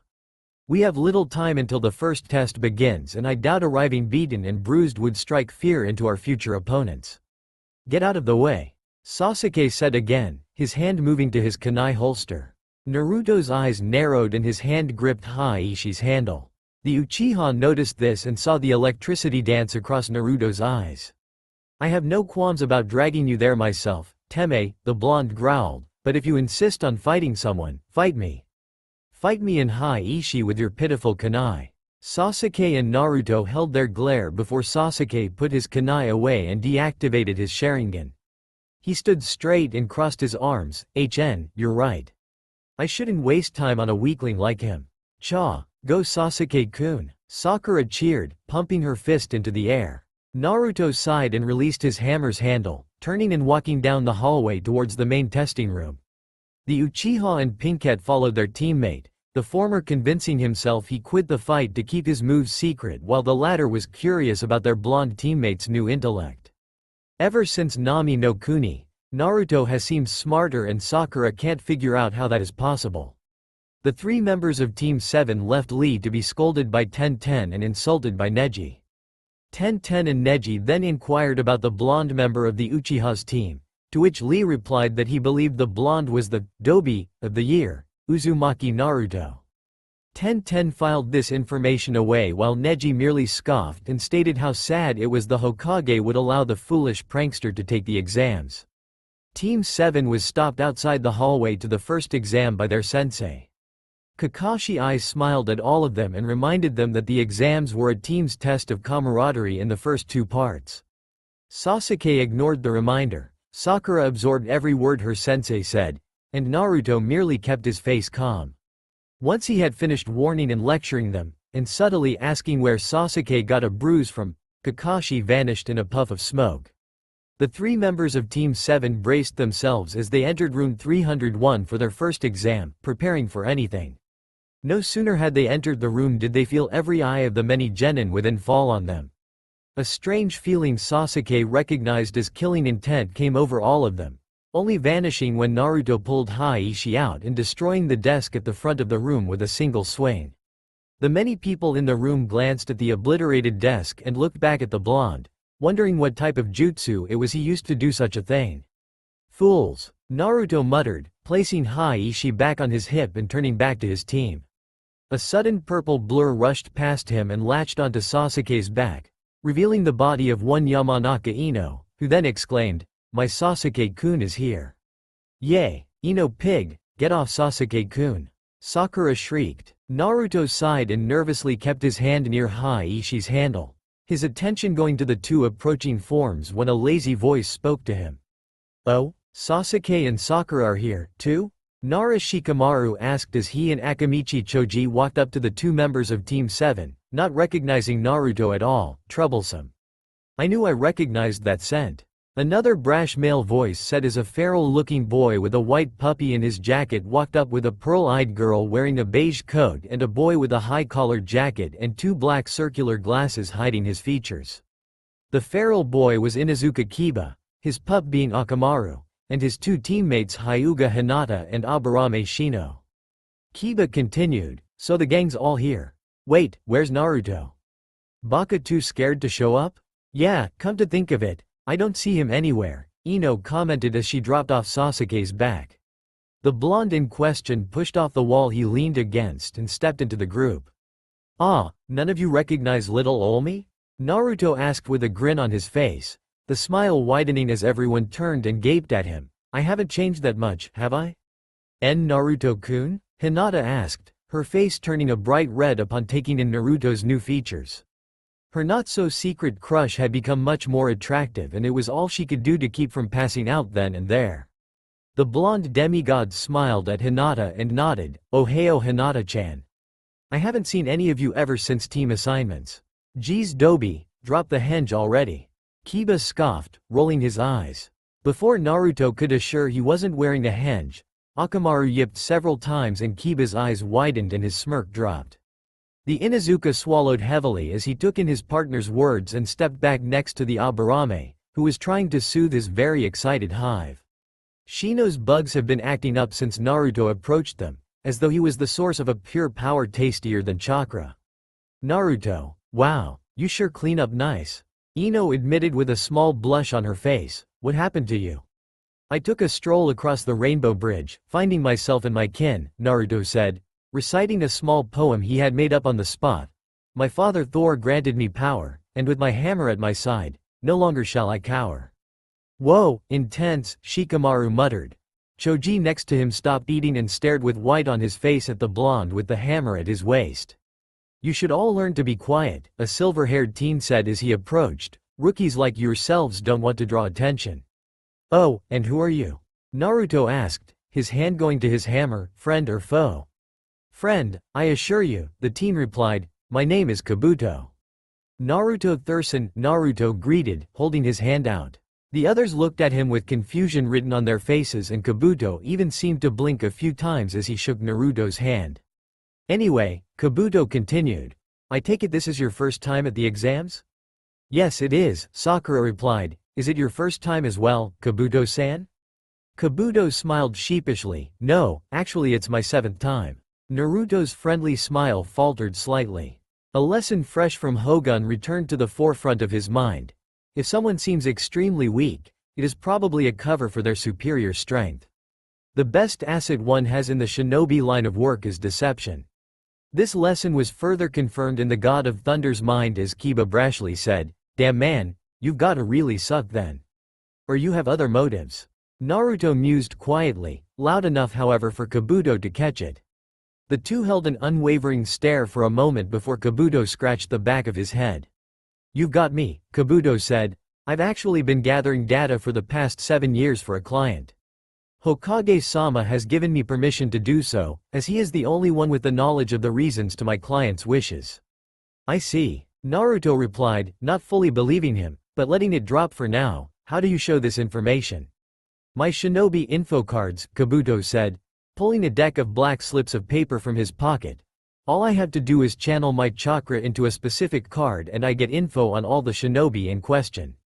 "Want an example? Show me a Suna genin named Gaara," Naruto instantly demanded. Ever since their little exchange, the blonde was very unnerved by the lack of emotion shown to the red-headed boy's teammate by him, Gaara. "You know his name? That's no fun." The silver-haired teen playfully pouted, pulling a white slip of paper out. Sabaku no Gaara. Genin of Sanagakure no Sato. His teammates are his older siblings Sabaku no Kankuro and Sabaku no Tamari. Their team sensei is Baki. That's all I've got on his team. He has done almost, 20B ranked and ranked missions. He's never been injured on any of the missions. Not even a scratch. Naruto's eyes narrowed at this. How could someone go through all of those missions and not sustain a single injury? He was brought out of his musing when Sasuke's voice spoke up. Give me the info you have on Rock Lee and Uzumaki Naruto of Konoha. Everyone looked at the boy, wondering why he would need information on his own teammate when Naruto growled, "It's Naruto Thurston now, Teme." "Whatever, Dobi," Sasuke replied, looking at Kabuto expectantly.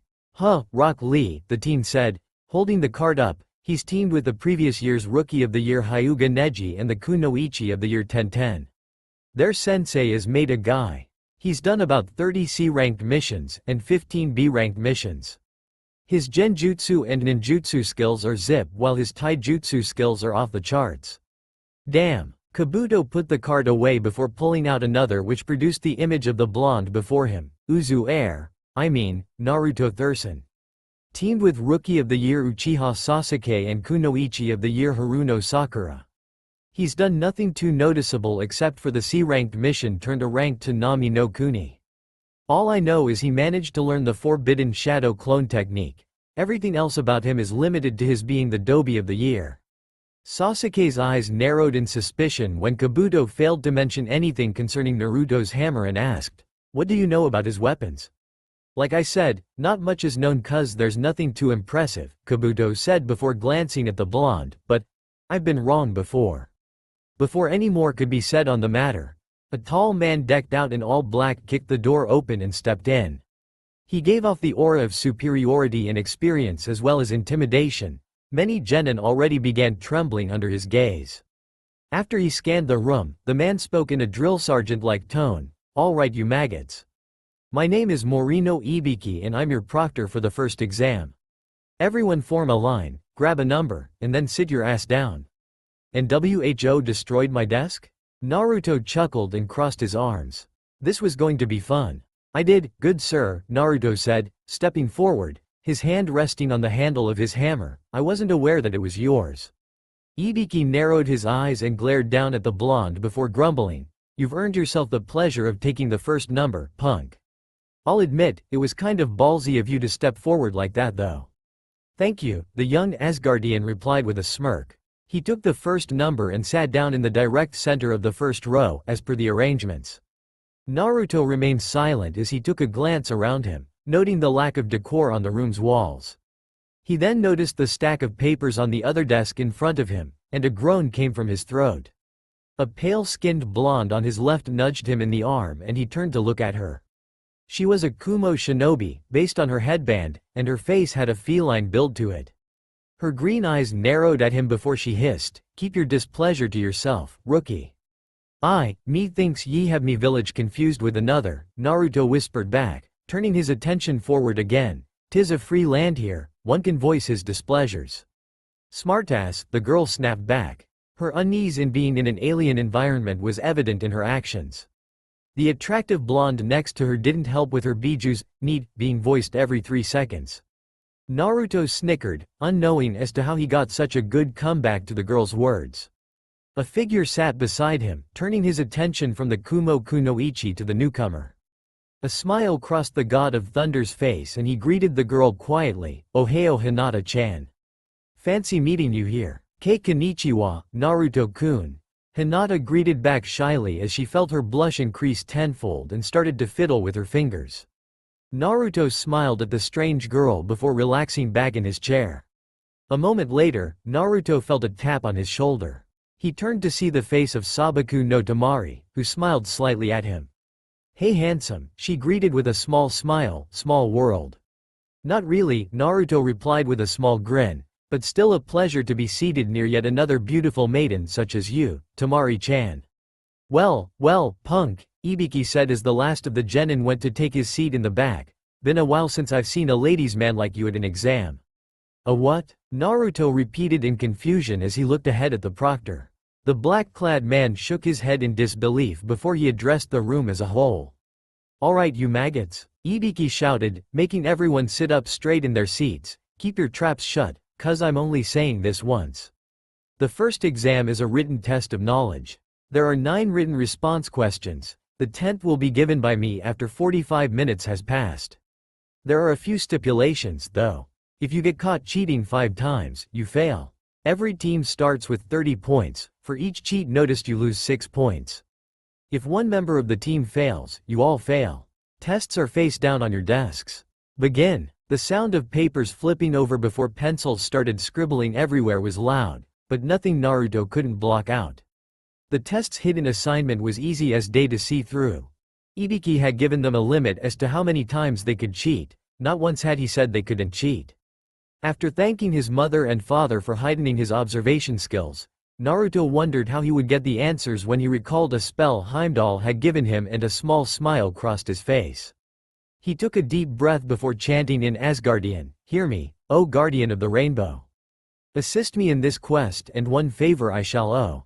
The blonde Asgardian was unaware of the strange looks he was getting from those near him. His words were a foreign language, but he understood them all too well. He silently thanked Heimdall when he opened his eyes and saw his own face in the third person, his normally electric blue irises glowing golden as Heimdall lent him his eyesight. Naruto's attention went to the boy with veins popping out around his eyes. He was writing furiously and Naruto managed to get all of the answers from him easily enough. He went back to look at his own body, slightly disturbed and fascinated to see himself writing the answers down as he stared blankly ahead. When he had finished and answered all of the questions, Naruto silently thanked the guardian again before he closed his eyes and slumped forward, dead to the world while recovering from the risky spell. Minutes passed before Naruto regained consciousness. He sat up and rubbed his eyes, pulling Heishi out to look at them in the reflection of the sleek Uru metal. The demigod put his hammer back at his side, not noticing the wide eyes on the cat-like girl on his left. She had read texts concerning the hammer the boy wielded, believing them to be only myths of the earliest settlers of Kumogakure. If that was what she thought it was, she had to alert the Raikage immediately. Naruto flipped his paper over and sighed out of boredom as he rested his head in his hands. The demigod silently wished something would happen to cure his boredom. A whisper in his head suddenly made the boy brighten and a grin appear on his face. The head examiner had his eyes focused on someone he was yelling at to get out, otherwise he would have seen the gleam in the electric blue eyes of the boy right in front of him. Naruto held a half-ram seal in one hand, subconsciously noticing one of the Chunin examiners marking something on their clipboard, and whispered another spell. "Time is short, day is long, have the mortal Ibiki sing and dance this song." Ibiki felt a glaze come over his mind, causing it to fog before he suddenly threw both of his arms out, hands flat down. He knew it was a genjutsu, but for some reason couldn't break it. His mouth was moving and his voice was speaking, singing foreign words against his will. The head of Anbui and T had never felt more humiliated in his life. Trapped in his mind while his body sang and danced to some song called Macarena, Macarena. The genin testing and the other Chunin examiners stared at him in disbelief save for a few.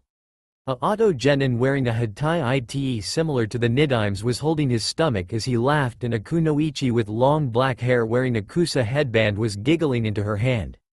The Inazuka heir was pounding his fist on the table, and Kumo kunoichi with red hair was laughing aloud. And the damned blonde right in front of him was lip-singing the words he was singing with a smile, revealing it was he that had entranced him. Ibiki continued to sing and dance until 45 minutes had passed and Naruto released the spell. No sooner had he done so did the head examiner slam his hands in front of the smirking blonde and snarled, "I'm going to get you for that." "But you're such a good dancer, Ibiki-san," the boy replied with a smile. Ibiki merely growled again before pushing back to a standing position and looked over all the smirking and snickering genin with a furious glare. "Is something funny?" he asked in a deadly quiet voice promising pain while releasing his killing intent. The genin all silenced and he smirked, "That's what I thought." Now, 45 minutes have passed, so it's time for the 10th exam. Before I give the last question though, I should warn you. Answer incorrectly and you will remain a genin for the rest of your life. A collective, what? Accompanied with shocked faces crossed the genin, making Ibiki smile even more. Asuna kunoichi behind the shit stain, as he deemed the blonde Jinchuriki that hypnotized him, stood and exclaimed, "You can't do that." "Oh, but I can." Ibiki lied with a smirk, "You see, all of your cages signed agreements to allow me to keep whoever I want back. Basically, your fate rests in my hands. Unless you quit now and try again next time." As the Suna kunoichi sat down with confusion written on her face, he elaborated, "Simply raise your hand and you forfeit the exam." "Well, You forfeit your team too, but that's your problem. Any takers? Immediately 4 hands, none of which belonged to the same team, shot up. Chunin examiners called out the seated genins' numbers along with their respective teammates. Some cried, some snarled in outrage, and some simply waited until they left the room to take the forfeiters down. More hands slowly shot up from around the room, causing the numbers to drop from a large 200-something genin to barely 100. From her spot in the back, Haruno Sakura struggled with herself on whether she should forfeit or not. If I do give up, Sasuke-kun will have to suffer for another year until we can try again, she thought. Her inner voice, Ayane as she named her, spoke up, yeah. But Naruto and Sasuke-kun can handle whatever problems we come up against with no problem if we continue. Naruto Baka would be in the same position as me, though. We'd be nothing but dead weight if we continued as we were. Hello. Have you seen what Naruto-kun can do? He's got a freaking battle hammer that smashes walls with a single swing. Remember that training exercise against Kakashi-sensei where he used a type of electricity attack? Kakashi-sensei formed a clone and took him aside for some special training after that, remember? Oh yeah. Meanwhile, up front, Naruto was frowning. His mother had taught him that no matter what, a leader wouldn't risk something that could diminish her country's ability to defend itself, something his father confirmed during a lesson in battle strategy. The blonde god of thunder crossed his arms over his chest as he thought over what Ibiki said. It had to be an empty threat, Naruto mused. Even if Sarutobi Gigi Baka did sign something like that, the council would stand against it and demand the paper would be torn up. Other villages would be in the same position. This is definitely a bluff. Hold your ground, friends, Naruto said, standing from his seat with his hammer in his clenched hand, his narrowed eyes locked on the head examiner as the, hopefully, final forfeiting team left the room. Ibiki returned the look with a blank one crossed with curiosity and slight anger, most likely from his prank, before Naruto continued. No leader in his right mind, be they king, queen, cage or otherwise, would chance diminishing their fighting forces. Your words are nothing to scoff at, be they true. You have a silver tongue my uncle must have granted upon you, long before he switched his ways, and I shall not stand for it. I am Naruto Thurston and I never surrender. Especially not to lying fools such as yourself. Ibiki mentally swore profanity after profanity at the blonde as many in the room regained hope and courage to take the final question. The Hyuga girl that was about to crack under his gaze now had a glimmer of hope in her eyes, and her shaky hand that started to rise rested atop her desk as her will held strong. The INT head smirked as even more sat up straighter in their seats before he looked back at the blonde. With a small sign of admiration in his eyes, Ibiki thought, so the Yondaime's heir proves himself. And here I thought the prankster was all talk. He might just be a very good Hokage if he makes it that far. Guess we'll see if you're right, punk, Ibiki replied before looking back at the class. Final time I'm gonna ask. Anyone else want to give up? Naruto also turned and held his hammer tighter and spoke again. If any still have doubts, the words he speak are nothing more than lies. No one man should have the power over the future of a foreign nation. Hold strong. Ibiki bit back a smile before looking at the Chunin, many of whom were looking at the blonde with shock and awe, and looked back at the room saying, well, I guess I have nothing better than to pass you. Before Naruto could say anything else he whipped his head back to Ibiki with wide eyes. Ibiki say what? Ya gave a good speech kid, sit down and I'll explain, the examiner said with a smile. Naruto nodded dumbly and sat down, confusion written on his features. Ibiki laughed quietly at all of the confusion on the genins' faces before he spoke again. The main point of this exam was to test your information gathering skills under pressure. The ones that failed obviously needed more practice. But what about the 10th question? Yamanaka Ino asked as she spoke up. I mean, what is it exactly? The 10th question was a test of your camaraderie, bravery and leadership skills, Ibiki explained as he started undoing his headband. Once he had finished, many of the rookie 9 had gone green, save for Sasuke and Naruto, both of whom seeing worse. There were holes, scars, and even burns on the scarred man's scalp, making it slightly grotesque for many who looked upon it. After relishing in their disgusted faces, Ibiki continued, information is the most vital treasure anyone could obtain. Many will do whatever they can to get it, like threatening your friends and family, or even yourself. By staying in the room you showed you not only cared for your teammates, but you'd be willing to sacrifice your future for them. Hence, I say again, you all pass. While many absorbed the reply the examiner had given them, Ibiki noticed a black blur approaching through the window and sighed. He stepped back as the blur crashed through the window and two kunai impaled themselves in the ceiling with a black banner dangling from it. Written in white was, presenting the second test examiner. The Y in single Mitarashi Anko. And in front of it was a scantily dressed woman. She had purple hair done up in a pineapple-like ponytail and wore a fishnet shirt that revealed her impressive assets to the world underneath a tan trench coat and above a rust-colored skirt. She had Anbu-grade shin guards over her sandals and a sadistic grin on her face. "All right maggots, let's huh?" Anko stopped in her own speech as she counted the remaining genin before rounding on the scarred man, Ibiki-chan. "You let almost 100 gaki through? Someone's getting old, Oh shut up, Anko," Ibiki sighed out. "Can't you feel the tension? You're early. She can be early all she wants. She's fucking hot," Kiba shouted from the back of the room, many boys nodding their heads in agreement, Naruto and Sasuke being among the few that nodded their heads slightly, trying to remain inconspicuous. Anko rounded on the group with a grin. "I don't know who said that, but I will find out and when I do." She started before a snake bit onto a drooling Chunin examiner's crotch, causing the man to scream in pain before falling to the floor, unconscious. Anko grinned again as the many boys paled and covered themselves, Naruto being among the few that didn't. He did wince as a phantom pain from training with Hogun back in Asgard came to the forefront of his mind. "Well, you get the idea," Anko said with a shrug before smiling again. "Okay, Gaki, follow me to the second exam.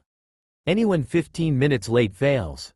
She leapt out the window, many boys struggling to get up without whacking their problems against the desks they tried to free themselves from. Naruto waited for Sasuke, who had a slight flush on his face, and Sakura, who seemed depressed over something, before he smashed a gaping hole in the wall with Ishi and they leapt through it. The rest of the genin following shortly after them. After the teams who arrived on time made it, those late were instantly failed and sent away from the exam training ground. Naruto, Sasuke, and Sakura looked up at the gate around the large forest with wide eyes. Many teams followed their example. "I don't recall this training ground," Naruto muttered. The other two members of Team 7 nodded in agreement with his statement. Anko smiled at their odd looks and mentally counted to 3 before a roar echoed from the forest. Sasuke and Sakura took a step back in surprise while the blonde grinned and his hammer left his waist to his hand, electricity crackling around it. "Now that sounds fun," he shouted eagerly, earning looks of surprise from many of the genin also startled by the roar. Anko laughed, earning all of the attention before grinning. "Glad you think that now," she said to the blonde that shouldered his battle hammer with an eager gleam in his eyes. "Because this is known as the most dangerous training ground to all the Jonin in Konohagakure, me notwithstanding. It's known officially as Training Ground 44, but unofficially it's called the Forest of Death. There's tigers the size of elephants, immense insects, and even a few uncharted man-eating plants in there, I think. The base of this exam is to obtain 2 scrolls, as she said this she held 2 scrolls out, one with the kanji for earth and another for the kanji for heaven, earth and heaven. You will start with one, random of course, and earn another one by fighting another group for theirs. Oh, but first you've gotta sign these." Some Chunin began passing papers out, many signing their names as soon as they got them. 1010, concerned as soon as she read the paper in her hand, suddenly exclaimed, "This is a life or death waiver."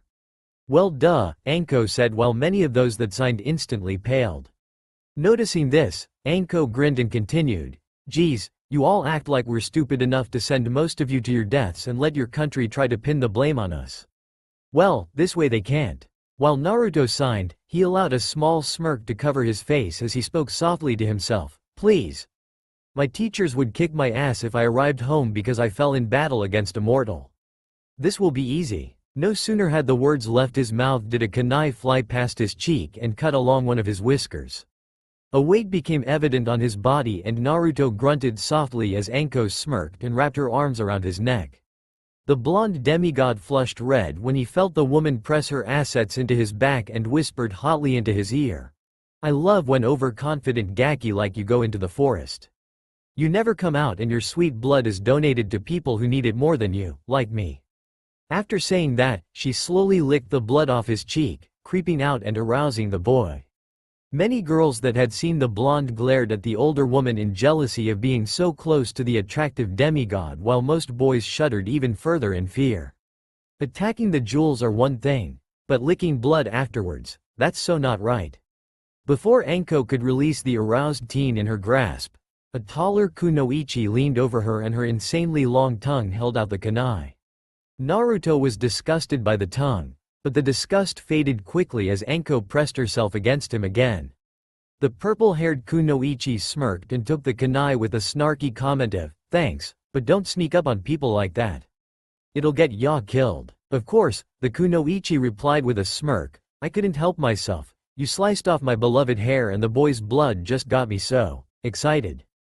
"Understandable," Anko said, hugging the blonde to her again, this time openly choking him. "If I could, I'd keep him all to myself. He's so cute and cuddly and his blood is divine. Let me go," Naruto shouted, sick of being held around the neck like a toy and tapping into his true strength, sending those around him back 5 feet with the explosion of wind and lightning.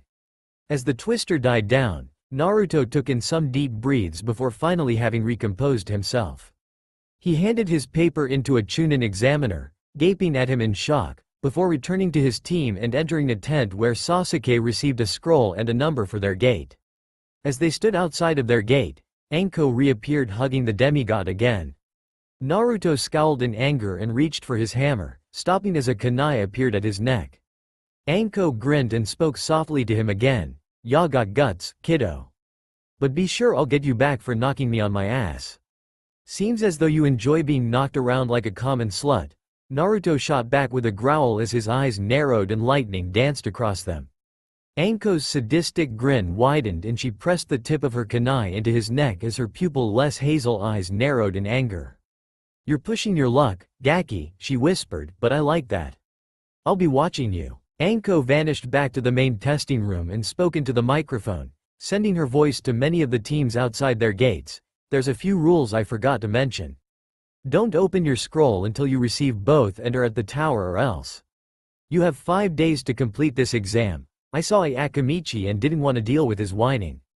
Oh, and anyone that brings me a vial of the blood of my favorite blonde Gaki from Konoha gets a bonus." Naruto groaned while his 2 teammates scowled.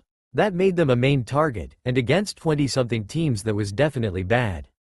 Before the buzzer went off, Anko gave one last helpful piece of advice. "One more thing. Just don't die." The buzzer sounded and the genin all stormed into the forest. Teams found a safe area to plan while many planned on the move. The Kumo team being one as such. A dark-skinned boy with white hair sighed as his red-haired counterpart argued with their team's captain as they ran along the forest floor.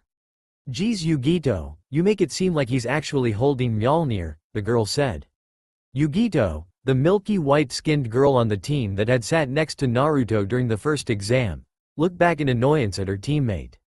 "I said it looked like Miolnir, Karui," Yugito deadpanned. Ignoring the snort of disbelief, she looked over at their male teammate and said, "Is he nearby, Omoi?" Omoi sighed at being brought into the conversation before nodding. There were just some times he hated being a sensory-type ninja. Yugito nodded back before looking at Karui. "You and Omoi will deal with the Uchiha and the Pinkette. If that is Miolnir, and from what we saw at the beginning of the exam, I think it is, I might have to go two-tailed to beat him." "Then we take the hammer?" Karui asked, still skeptical of what it was.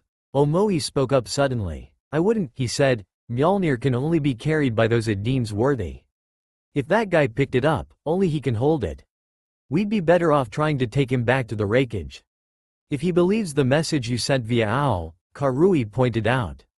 Yugito shook her head and they leapt up to the trees. The girl groaned as Hibiju made itself known. "I still say you should rape his fine ass," a feminine feline-like voice purred. The pale Kumo genin shook her head and looked forward. She had a mission to complete and a warrior to return to her home. That's all for now. If you enjoy, then please like, share and do comments.